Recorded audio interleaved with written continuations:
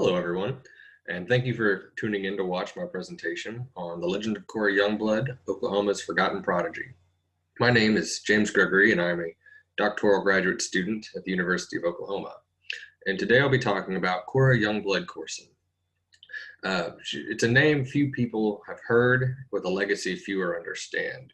She truly has been forgotten. Even her family has forgotten some parts of her life and her role in music and union work. I, for one, like to start out discussing how I'm related to Cora. As you can see, this is a very simple family tree. Jeremiah Youngblood and Sarah Jane Blades, they had several children, but Cora Youngblood and Isaac Youngblood. And Isaac married Mary, and then Patricia, Linda, James P. Gregory, my father, and then me. So Cora would be essentially my great-great aunt. And my relation to her and the band she formed is actually double, as Mary McBride, my grandmother, was a member of Cora's band from 1912 until 1917, and that is how she met Cora's brother. Now, Cora's story, even though she ended up moving to Oklahoma and became very established in the state, was originally born in Missouri. And her period of fame really runs about 25 years.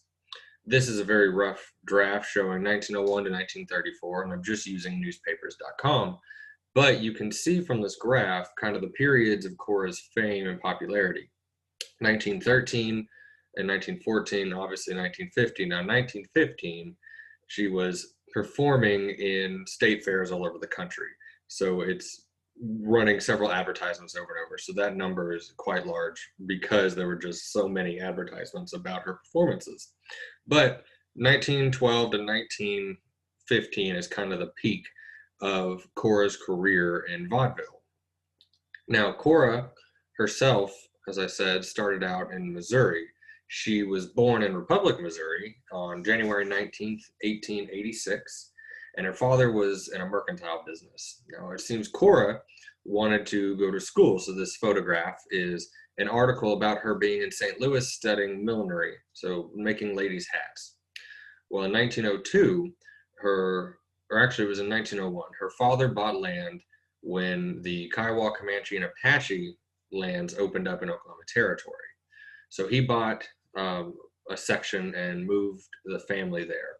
And by 1902, the family was established. He had opened a new general store in Anadarko, and the family began adjusting to life. Cora decided while they were there that she wanted to form a band. So she got, at 16 years old, she got 18 other ladies from Anadarko, including her sister, and they formed the Anadarko Ladies Cornet Band. It was the first band in the town, and they fundraised with the townspeople. They hired Professor John Sager, who was the director of music at Mount Carmel Institute in Minco, Oklahoma, and he taught them how to play music. Cora played the cornet in this group, and the band performed many concerts in Anadarko and other towns around the state that actually inspired other towns to form bands, such as Lawton. The Lawton Ladies Band was formed after a performance from the Anadarko Ladies Band. A month later, her father decided to create a band as well. And so Jeremiah Youngblood, who you see in the center of this photograph, formed his own band. If you go to the Anadarko Philomathic Museum, you'll find this photograph with that label, the first band. However, Cora's band predates it by at least a month. Now, what is significant with her father's band is that Cora nor her father, they weren't a musical family. They didn't have any history of playing instruments. So they needed someone to teach them.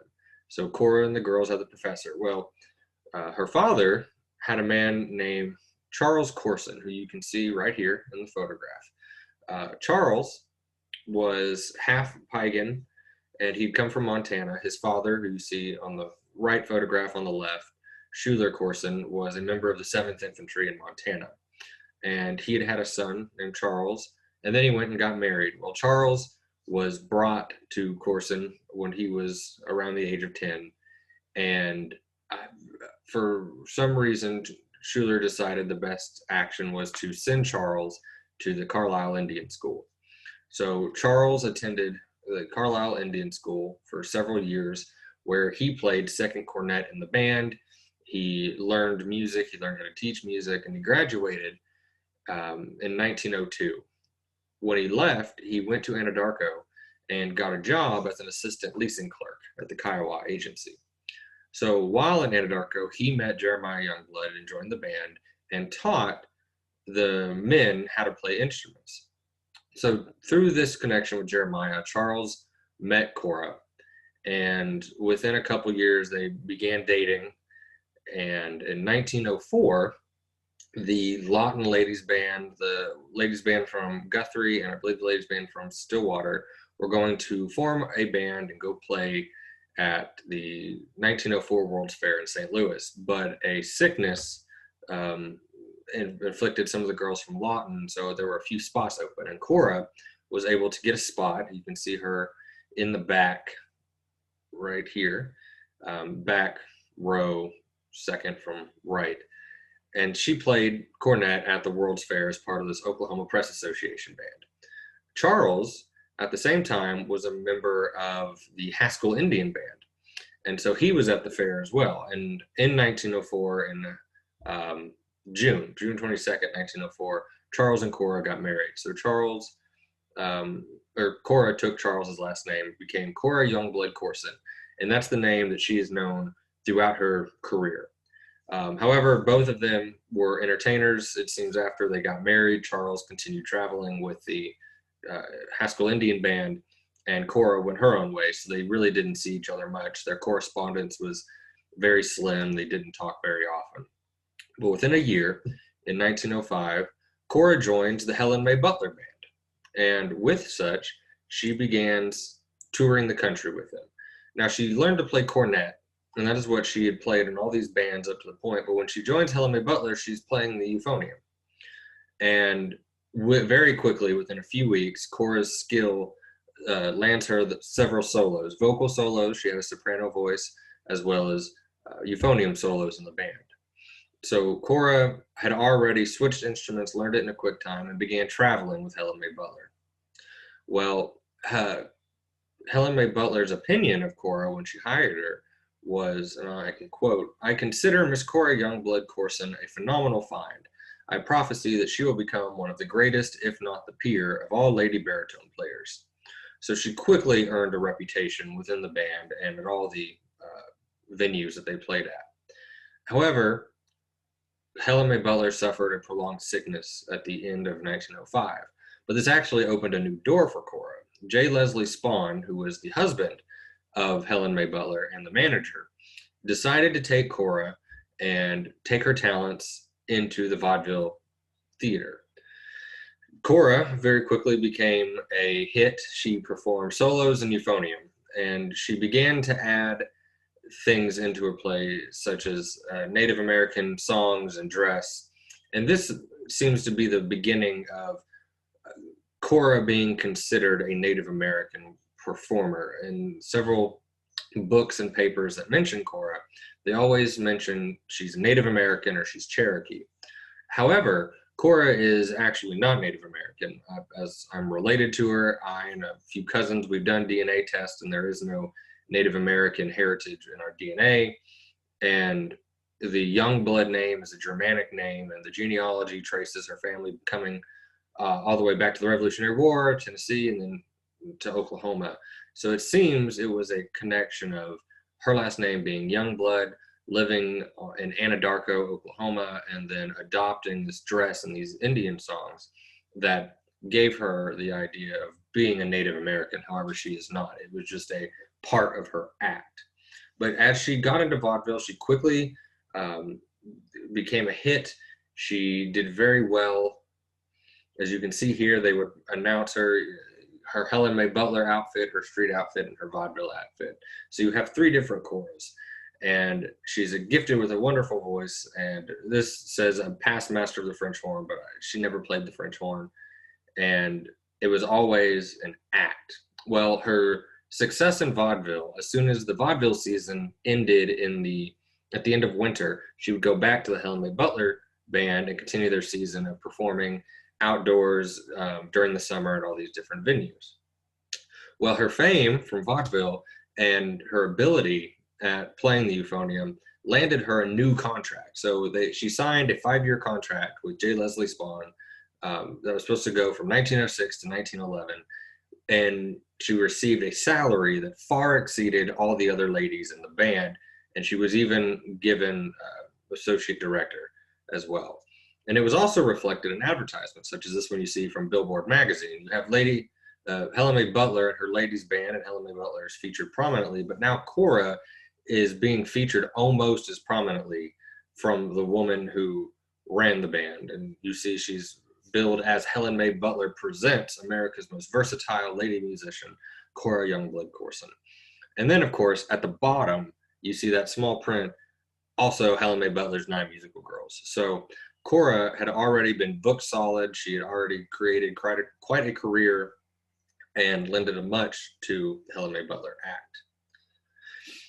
But in vaudeville, she constantly needed to change things up. So towards the end of her performance in 1906, 1907 starts her new vaudeville season. She decided to add a new instrument. So in 1907, Cora adds the double B flat tuba to her routine. Her performance with the euphonium seems to have already made her the first woman to professionally solo the euphonium. Adding the tuba made Cora the first woman to professionally solo the tuba. And the tuba quickly made her quite a novelty.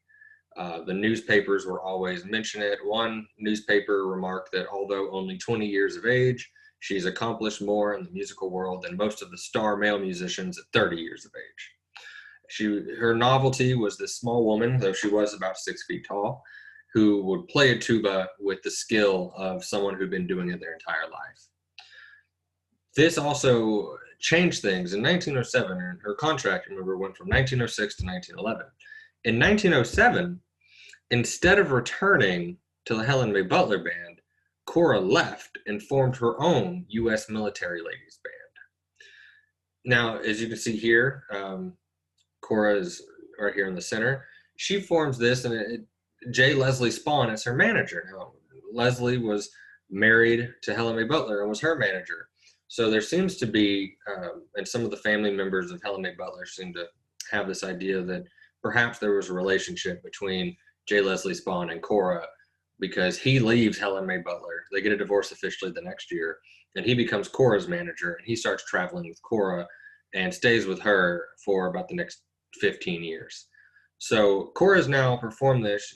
Her contract seemed to have been with Leslie rather than Helen, and she starts performing with this band. Now, this band doesn't last long. It only performs for about 3 months, and then it's broken up at the end of their season.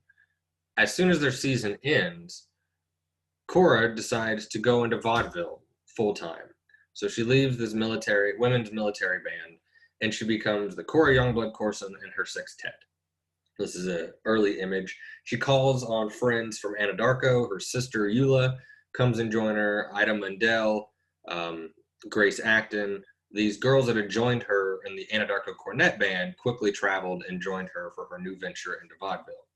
So her sextet dedicated itself. You had Cora playing the tuba and euphonium, and then you had 3 girls playing cornet and 3 girls playing the trombone. And at the end of the show, they would have pianos, but their main draw was they have different attire. They have different set changes. You see them here all dressed as Native American women. And then another image of that from the same brochure where they're all dressed as cavalry. You can see the 3 trombones, the 3 cornets, and then Cora with her euphonium there in the center. But she also continued on with her tuba, and it made her quite a sight. And she also started to increase the size of her instruments. The Scranton Republican made a comment once on her novelty of being a slim, trim-built woman playing a monster double bass tuba was quite a sight, and it's a tuba that most men have not conquered. So she made herself known and being better than many men. And her ability also brought sponsorship. So the C.G. Kahn Company got a hold of her, and as you see here on the left, this postcard is an image of a jeweled euphonium that had 25 diamonds and 176 rubies and emeralds. cost $10,000, made by CG Con for Cora Youngblood Corson. Now, this postcard was mailed by Cora while she was in Canada in 1909 and mailed back to her father. So this photo at least dates to 1909. But this started Cora's relationship with the Con Company. As you can see, this is a beautiful euphonium, and it went with her for the next 20 years wherever she went. On top of that, all the instruments they bought came straight from Con. Eventually, they would change it up when they needed to have a new novelty, so they would buy all gold instruments, and they had all these ridiculous, larger and larger bells. Cora would perform with the largest tuba in the world, but in reality, it was just a very large receiving bell. But CG Con constantly used her as an advertisement. She also seems to be the most frequently used woman in their advertisements. For over about 20 years, you can see Cora show up wearing different outfits, different instruments, and the Con Company made sure to promote her and her band throughout the years over whatever they were doing. This image down here is in Elkhart, Indiana, where the CG Con Company was housed. The vaudeville became the #1 thing for her. She became a huge hit as the years went by. I mean, you see here 1912, 1913, 1914, Vanity Fair, Player, Billboard magazine. Cora's on the front. They continued to be a novelty. They continued to increase their act. They made bigger and bigger shows. They would have several vehicles that would follow them that had set changes and attire and outfits. And in 1912, there was an article that claimed that the production cost for the Cora Youngblood Corson Sextette was about $8,000. And by comparison, in 1912, a Model T cost about $600. So her vaudeville persona had become larger than life. She had a massive following. She was playing at the biggest circuits at the time. She was traveling all over the world, and she was constantly changing whatever she did on stage. So she added instruments. She added the bagpipes after a few years, and she became an expert on the bagpipes, won several competitions. She added the cello, and in this act here in the center, it said that she would come out and have her hair up and dress like a man and play the music, and then after the song, she'd let down her hair. The Peoria Miller Studio in 1914 took many photos, many shots. The original photo you saw at the beginning came from that studio. So she had a large persona and an even larger amount of items going out to showcase, yet these are all quite difficult to find. But she didn't stop in the US. I mean, 1913, they went and performed in the fair in Canada. And it seemed to be a method of hers that she would go into vaudeville during the vaudeville season, so in the winter and the fall. But during the summer, she would take her band and she would go follow the lines of another military women's band. She would play at large venues outside. She would play at fairs. She would play wherever she could, and she also increased it. So as you can see, this photo is no longer a sextet. Depending on her whim that year, whatever she decided to do, she would increase it or she would decrease it. But she always kept the same core of girls. This photo, actually, if you can see my mouse, Cora is in the center, right behind the dog with her euphonium. The woman beside her on the left is Ida Mundell, who had been with her since 1902. Then you have Grace Acton, Hattie Acton, here and here. And right here with the trombone is actually my great-great-grandmother, who joined Cora's band the year prior. And so these girls always tend to stick with her over the years. But as the years go on, many of the women would get married, and then they would leave the band. By this time, Cora's sister, Eula, had married Glenn Condon, and they'd moved to Tulsa. So the band would constantly shift depending on whatever size Cora wanted. But as you can see here, this is the large tuba I mentioned earlier. She would have the Con Company make very large bells so that she would have a better novelty as she continued on. But then during the winter months, she'd go back to being a vaudeville star, and she would travel East Coast, West Coast, but she'd always like to come back to Oklahoma to perform. So here's a photo from the Empress Theater in Tulsa on January 19th, 1914. So the girls all standing in front of an advertisement for their own plays. And they didn't charge high rates. They charged very low rates so that everyone could come see them.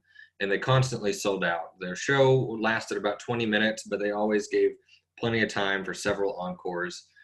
They were constantly sold out whenever they performed, but it was something that she really enjoyed, was always mentioning Oklahoma and mentioning her home. They went back in 1913, 1914. They traveled back to Canada. They took a trip to Cuba and played for a few months in Cuba. So they weren't just situated in the United States. In 1915, they decided to begin playing state fairs, which is back in the graph why there's such a high spike with Cora, is they played all over the country at various state fairs. But in June, they find themselves in San Francisco, and they play a few theaters there. But the World's Fair is going on. And so this is from June 2nd, 1915. The girls go to the World's Fair. They traveled around, saw the sights, because the next day, June 3rd, at the Arkansas and Oklahoma building, they celebrated Cora Youngblood Corson Day. So to give her credit for her work in vaudeville and her reputation for the state of Oklahoma and always mentioning her home, this was celebrated. You see, they gave out hand mirrors and buttons and spread the word. So June 3rd was the Oklahoma building. On June 4th, the C.G. Kahn Company also celebrated Cora Youngblood Corson Day. So her role in music and for the state of Oklahoma became quite significant at the fair, and they wanted to make sure she was celebrated. This is a photo from the Oklahoma City State Fair in September of 1915. So they found their way back to Oklahoma after being in California. Now, I keep mentioning that she was very happy about her home in Oklahoma. She continued to have a farm in Anadarko. Her father had a farm, and she had her own farm. And so her family took care of her animals while she was away, but you can see her here with her horses, her cows. And the girls, during the off season, if they weren't performing, would generally come to stay at Cora's farm. My grandmother, for instance, was from New Jersey, but she never went back. She would just stay with Cora and stay at her farm. It was a very large house. All the girls had plenty of room. This photo here is from July 1915 at Cora's farm in Anadarko, Oklahoma. And just as a fun note, that is a pet wolf named Trixie that was kept with Cora. So she really enjoyed her farm, and she didn't really care too much. She was independently wealthy because of her farm and because of her vaudeville work. So Cora really didn't have much of a care in dealing with the politics of the time. But this actually backfired on her. At the height of her popularity, 1915, 1916, she's on top of the world as far as the vaudeville circuits are concerned. But in 1912, Cora had joined the White Rats Actors Union, specifically the Associated Actors of America, the women's branch of the White Rats Actors Union. And these are my grandmother's membership cards to the union. But Cora joined around 1912, and so did all the girls. And over the years, as her popularity increased, Cora got more and more involved in the union and fighting for the rights of the actors. At the height of her career, 1915, when she's on the cover of all these magazines, she becomes a leader in the White Rats. She was made a chief organizer in the state of Oklahoma.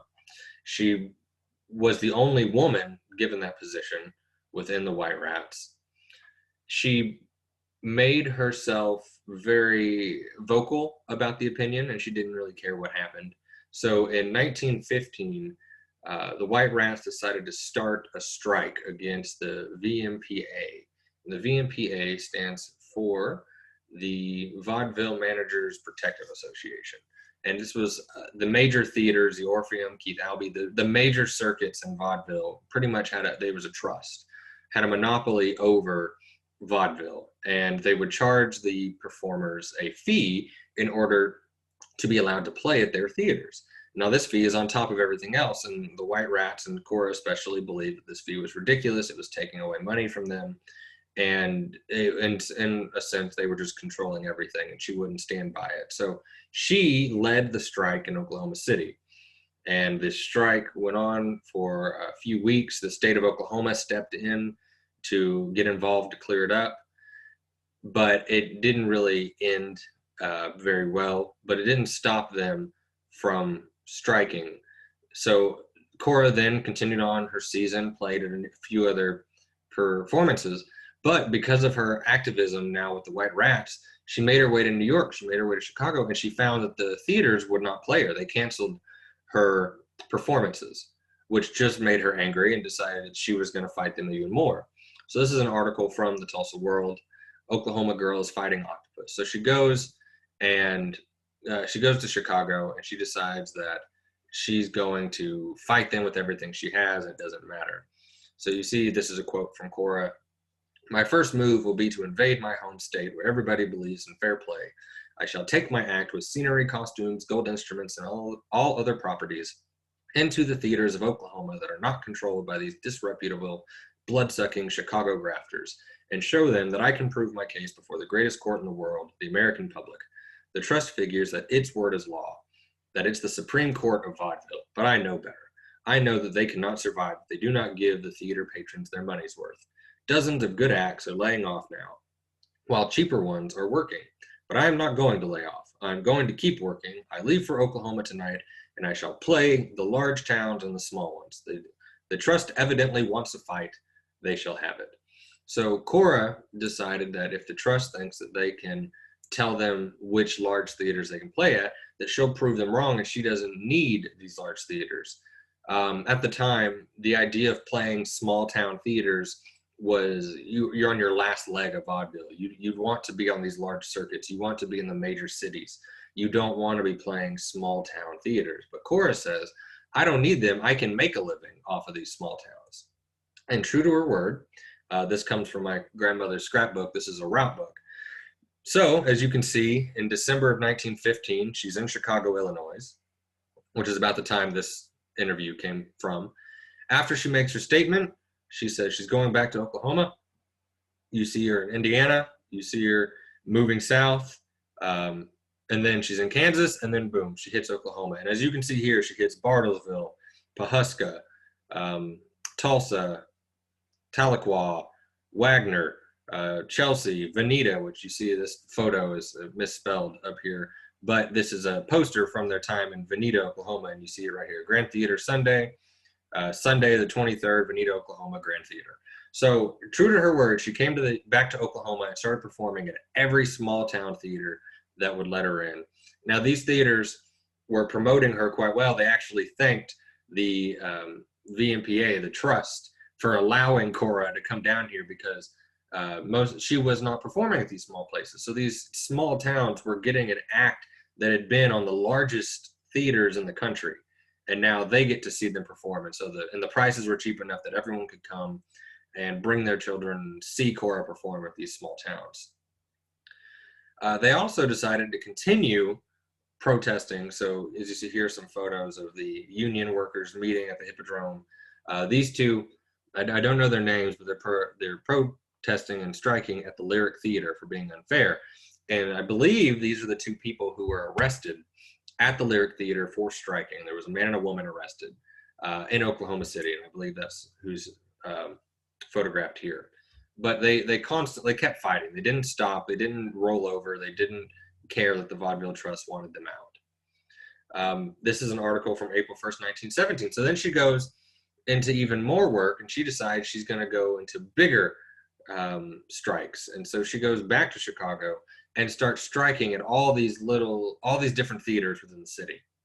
And she does this for several weeks. She had a performance set for the end of the month, and she decides she's going to strike constantly with all of her girls. Well, they keep getting arrested. All the girls get arrested. My grandmother gets arrested. Cora gets arrested. It becomes a constant. And Cora, in the rest of this article, when they interviewed her, mentioned that it was like a game to her. They would have half the girls in the morning, half the girls at night, or when they'd see the cops, they'd hide all their striking, their pickets, and then they would just stand there innocently. So they would get arrested, they go before the judge, and the article says the girls were very nice to the judge, so the judge didn't give them a harsh punishment. And then they'd release them the next day. Well, then the girls would go back out and strike again. So from this little excerpt from the article, Cora is the one being interviewed, says, "These visits to the police station are becoming commonplace. The time there is getting dull. So the officers have studied our ways of amusement. They dug up an old cornet that some prisoner had left there, and my girls played it a little one night. We often have games of checkers to pass the time. The police officers appear very much interested in the Cora Youngblood Corson Act and have promised to come to the Columbia the last half and see us." So and she continues on that by the end of the month, they'd been arrested so often that the officers began to know them all on a first name basis. And some officers did in fact come to their last performance at the end of the month after these strikes. Now, unfortunately, in the height of all this, Cora took the VMPA, took the trust to the FTC, the Federal Trade Commission, opened a case against them. Her work, unfortunately, got her blacklisted, and they had a blacklist, and so she wasn't able to work at any of the big theaters anymore. She went to Oklahoma to prove them wrong, but in reality, she was blacklisted from all the big theaters, so she couldn't play them anyway if she wanted to. And they blacklisted most of the white rats. Well, in the middle of this fight that she's having with the trust, in April, that same month this article comes out, the United States enters World War I. So now the United States has bigger things to focus on than these fights in vaudeville. And Cora and the girls perform at smaller theaters throughout the year, but they try to help with the war effort as much as they can. Cora tries to be a spokesperson for the Red Cross in Oklahoma, starts victory gardens and promotes it, writes letters to the governor asking if he can get the Red Cross to do more and how she could be of help. But by the end of the year, the girls decide that's not enough, and they want to do something to help the war effort. So they managed to get passports and get permission to sail to England. So in December of 1917, Cora and several of the girls board the RMS Orduna and they head overseas. Now, this trip is obviously dangerous. Their convoy is attacked by submarines, but they make it and they end up landing in Glasgow and find themselves in the United Kingdom. Well, they immediately start performing. They end up booking much longer than they thought. They had hoped to be in England maybe about 6 months and then go to France and perform for the troops. But they find themselves fully booked for almost a year and a half throughout England and Ireland. So they're constantly playing at these theaters. They go play at hospitals for wounded troops. Cora's brother-in-law, Glenn Condon, came with them and traveled with them, gave speeches, and then he went back to Oklahoma to promote war bonds and get people involved. But Cora and the girls stayed and played at all these theaters over the country. They also would go visit American camps. So you see them here at Folkestone, England, with the 311th Infantry, May 27th, 1918. So they're playing for the U.S. troops, but they're also playing for British troops, and they're doing as much as they can. They're also going through air raids. There was one night they were performing at a theater when an air raid happened, and the bombs started falling around the theater, and the anti-aircraft guns were going off, so they had to stop performing and go into cover. But during the air raid, people started leaving the theater, so Cora and the girls come back out underneath the balcony, and they keep playing music for the crowd while they're waiting to get out of this. And then when they leave, they get a piece of shrapnel, and they send that back home to Oklahoma to tour, especially around Anadarko, and show how they're helping the war effort. They did vaudeville, obviously, but they would play a lot of songs, American songs, and they would pass out these booklets that showed their music. And they're, as you can see, they're also being called the Cora Youngblood Corson Instrumentalists. They're America's representative lady musicians. They're the girls from the Golden West. They've got all these titles, but they're there. There's 1, 2, 3, 4, 5, 6, 7, 8, 9 of them this time. So it's Cora and an octet. At the end of the war, November 11th, 1918, Cora is still in England. And on December 30th, 1918, President Wilson finds himself in Manchester, England, and so Cora and the girls show up and play for him as he's arriving. By May 1919, Cora and the girls found a way to join the Knights of Columbus. They're the only female group to join the auspices of the Knights of Columbus. As you can see, they're wearing Knights of Columbus uniforms. It was generally a male organization with secretaries who were female, but they join and they start traveling all over France, and they find their way to Germany. So as you can see here, they're taking photos at Belleau Wood.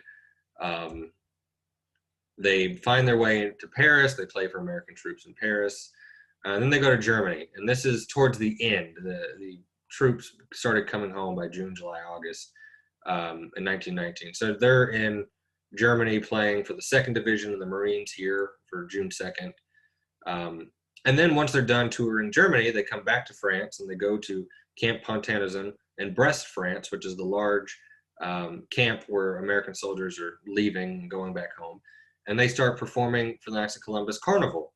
And as you can see here with the girls in this image, one of them is wearing a medals bar. I mean, the girls are finding a lot of love, especially from the men. There's an art in the Knights of Columbus, the official history. They mention that the girls were given hundreds and hundreds of marriage proposals for their entertainment when they saw the boys, but they became a huge hit.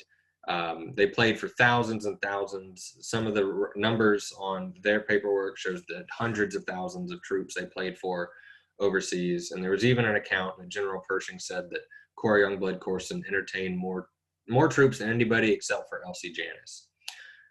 While they were here, they did everything under the Knights of Columbus, and then they finally came home. These seem to be the only 2 items that exist from that trip. A belt buckle with the 3rd Army, and then this bugle is stamped on the bell, KC, for Knights of Columbus. When they come home, the Federal Trade Commission had ended their investigation, and they did find that the VMPA was essentially a monopoly, and they had to get rid of their policies. So they did remove this fee that they were charging for people to play there. And they removed everyone from the blacklist except for Cora. The White Rats kind of fell apart in 1917. By August, all those strikes they'd been doing, they weren't successful. The White Rats fell apart, became bankrupt. So Cora now comes back. She doesn't have the union organization. She's won the court case, but she remains on the blacklist. She remains someone who is not allowed to play at these major theaters. She finds a way to get around this for a little bit by playing under the auspices of the Knights of Columbus girls. So this article is from 1921. As you can see, Miss Cora Youngblood Corson of the AEF, so of the American Expeditionary Forces fame, will be present. Please come listen. So for a couple years, she does manage to get bigger theaters and bigger crowds because she'd become so well known by the troops. However, this doesn't last long, and that blacklist really sticks, and so she's no longer able to play at the bigger theaters. In 1921, she also divorces Charles Corson. This is actually the divorce letter she sent to him. And with that, 17 years of marriage, she's now single. She's no longer at the height of what she used to be. So she even joins the Shriner Circus for a little bit and performs with the Shriners, just trying to make ends meet, trying to find ways to promote themselves. In 1924, the CG Con Company gives them opportunity to do some advertisement. So this is a photograph from those images, but it doesn't help with her career, and it continues to fall. And by 1927, that's 1927 and 1928. That's the last time they perform. Cora had also written some plays over her years. She had written The Red Girl, The Israelite, and A Comet's Tale, but she didn't really see much in her writing. She would write for Billboard magazine and several other magazines. However, her troubles with the union got her removed from several of the magazines that they didn't want to support her because of the negative attitude towards the union. So by the late 20s, the Cora Youngblood Corson Sextette, the instrumentalist, whatever she wanted to call it by then, gave its last performance, and they were just some background characters in a play in New York City, and that's the final time that they are together. So Cora begins to settle down. She moves back to Oklahoma, and she begins to no longer be on the stage.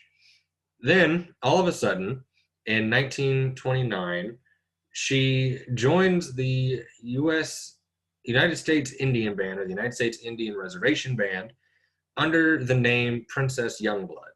As you can see here, this is an image of Cora in her regalia and her tuba, and that's a photo of her shaking hands with Calvin Coolidge. They perform at a few theaters in 1929, and then they end up at the inauguration. They get invited to the inauguration, and they perform for the president. And Cora is, as I mentioned before, she's not Native American, so how she found her way into this band, I'm not sure. Perhaps it's the fact that the band was coming from Tulsa and she had connections and managed to find her way in there. But I don't know. But she's not listed as Cora. She's only listed as Princess Youngblood. Some articles name her as Wildflower, but it doesn't explain really a whole lot about her. In 1930, after the inauguration, she came back to Oklahoma because the Indian band traveled to Europe and Cora was not with them. And while they're in Europe, Cora gets remarried to a man named Frank Barsanti. So she becomes Cora Youngblood Corson Barsanti. And Barsanti ran a bunch of poultry farms in Tulsa. So Cora essentially retires. 1930 is considered the death of vaudeville, and it's pretty much the death of Cora's career. So in 1930, she's married and she retires back out. But then in 1933, she rejoins the Indian band again to perform at the new inauguration. And then she performs at FDR, Franklin Roosevelt's inauguration as well. So she performed for these presidents, but then she's gone. 1933 is the last time Cora performs under any name, Princess Youngblood or her own. As a side note, the dress that she's wearing here, the headband, the dress, the moccasins, still exist, and they were found in my grandmother's trunk. So this is the actual outfit that Cora wore in this photo and in this photo when she was shaking hands with Calvin Coolidge. Throughout the 30s, there's nothing about Cora. She kept running her poultry farm. She didn't write. She doesn't seem to be performing anywhere. She was just living an obscure life in Tulsa. The photo on the left is from 1942 and an article about her. When World War II broke out, Cora joined her brother-in-law, Glenn Condon. She was the only woman part of a group called Hey Jude. And this group that she formed was dedicated to providing entertainment for American soldiers in Oklahoma. It was called Hey Rube Inc. Created in 1942 at the wake of Pearl Harbor. So this photo is from an article where when the war breaks out, Cora is talking, she had just traveled in World War I and now a new war was breaking out. She was claiming that this tuba was damaged in one of the air raids, and so that's what she's pointing to is a piece of damage from an air raid. But then in 1943, she became ill and within 2 weeks passed away. So this is one of the obituaries from the Billboard magazine. So Cora Youngblood Corson Barsanti, she was the president for the Women's Auxiliary of the White Rats. They claim that she was the only honorary life membership of the Actors Equity Association at that time, ever awarded to a woman. A lot of the information in this obituary is incorrect, which is actually an unfortunate commonality in Cora's story, is that the articles tend to get a lot of things wrong. For instance, she began a professional career as a conductor of a women's band at the St. Louis Fair. But that's just not true. She was part of the Oklahoma Press Association band. And they also claim that she won fame as the only woman to ever play the triple tongue solos on the tuba, won competitions on the bagpipes, etc. So she had a larger than life persona, and her career stretched for almost 30 years. And in that time, she became the first woman to professionally play the euphonium, first woman to professionally play the tuba, first woman to be a leader in the White Rats Actors Union, first woman to get a group in the Knights of Columbus and travel throughout Europe, first woman to join Herub in 1942, first woman to get the honorary lifetime membership, Actors Equity Association. So she had a lot of first, and she had a very significant role in the teens for these labor unions and for vaudeville. However, she has somehow been forgotten in a lot of the writings. In fact, almost every photo you saw in this presentation comes from family members. I've reached out to distant cousins and others who have held on to these items all these years. And in these scrapbooks of my grandmother and their trunks and the collections in someone's photo album, Cora's story is starting to come out. It's starting to reveal a lot. And this is also going to be my dissertation for my PhD topic. So as time goes on, more interesting facts about Cora's life will come to light, I'm sure, and her role will finally be revealed as this woman who promoted the state of Oklahoma, promoted union rights, tried to do everything she could to fight the men who were in charge of these trusts, who unfortunately became forgotten. And I hope that any acts of her work can be remembered moving forward. And that seems to be the end of what I have for you now. If you have any questions, feel free to email me. You can find my information through the University of Oklahoma History Department. I'm happy to answer any questions that anyone has, or if anyone has seen references or discussion about Cora, please share and let me know. I'm happy to continue any conversations offline, and I appreciate anyone for tuning in and watching this presentation. Thank you.